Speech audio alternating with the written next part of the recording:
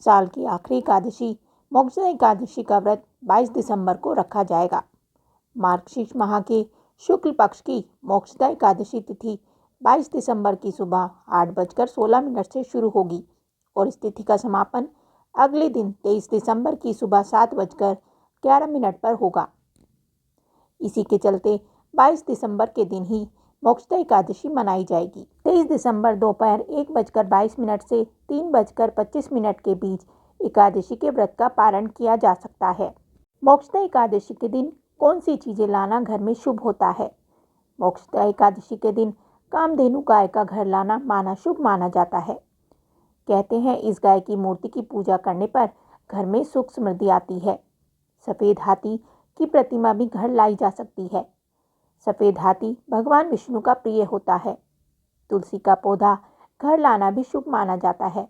कहते हैं तुलसी माँ लक्ष्मी का स्वरूप है, इसलिए मोक्षदा एकादशी पर घर में तुलसी लाई जा सकती है। इस दिन घर में मछली की प्रतिमा भी लाई जा सकती है। मोक्षदा एकादशी व्रत कथा। मोक्षदा एकादशी के दिन भगवान के दामोदर रूप की पूजा की जाती है। इसकी कथा है कि गोकुल नाम के नगर में वैखानस नामक राजा राज्य करता था। उसके राज्य में चारों वेदों के जानने वाले ब्राह्मण रहते थे। वह राजा अपनी प्रजा का अपनी संतान की तरह पालन पोषण करता था। एक बार रात में राजा ने एक सपना देखा। उसने देखा कि उसके पिता नरक में चले गए हैं। यह सोचकर उसे बहुत अचंभा हुआ। सुबह उठकर वह विद्वान ब्राह्मणों के पास गया और अपना सपना सुनाया और कहा कि मैंने अपने पिता को नरक में कष्ट उठाते देखा है। उन्होंने मुझसे कहा है कि हे पुत्र, मैं नरक में पड़ा हूँ, यहाँ से तुम मुझे मुक्त कराओ। जब से मैंने ये वचन सुने हैं तब से मैं बहुत बेचैन हूँ। मुझे इस राज्य, धन, पुत्र, स्त्री, हाथी, घोड़े आदि में कुछ भी सुख नहीं लग रहा है। राजा ने कहा, हे ब्राह्मण देवताओं, इस दुख के कारण मेरा सारा शरीर जल रहा है। आप कृपा करके कोई तप, दान, व्रत आदि ऐसा उपाय बताइए जिससे मेरे पिता को मुक्ति मिल जाए। उस पुत्र का जीवन व्यर्थ है जो अपने माता पिता का उद्धार न कर सके। एक उत्तम पुत्र जो अपने माता पिता और पूर्वजों का उद्धार करता है वह 1000 मूर्खों पुत्रों से अच्छा है। जैसे एक चंद्रमा सारे जगत में प्रकाश कर देता है परंतु हजारों तारे नहीं कर सकते। ब्राह्मणों ने कहा, हे राजन, यहाँ पास ही भूत, भविष्य, वर्तमान के ज्ञाता पर्वत ऋषि का आश्रम है।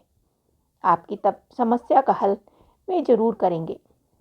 ऐसा सुनकर राजा मुनि के आश्रम पे गए। उस आश्रम में अनेक शांतचित्त योगी और मुनि तपस्या कर रहे थे। उसी जगह पर्वत मुनि बैठे थे। राजा ने मुनि को साष्टांग दंडवत किया। मुनि ने राजा से सांगोपांग कुशल पूछी। राजा ने कहा कि महाराज, आपकी कृपा से मेरे राज्य में सब कुशल है, लेकिन अकस्मात मेरे चित्त में अत्यंत अशांति होने लगी है। ऐसा सुनकर पर्वत मुनि ने आंखें बंद की और राजा के भूत के बारे में विचार करने लगे।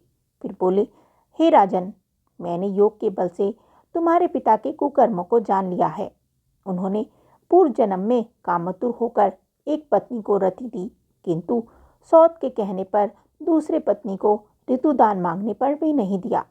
उसी पाप कर्म के चलते तुम्हारे पिता को नरक में जाना पड़ा।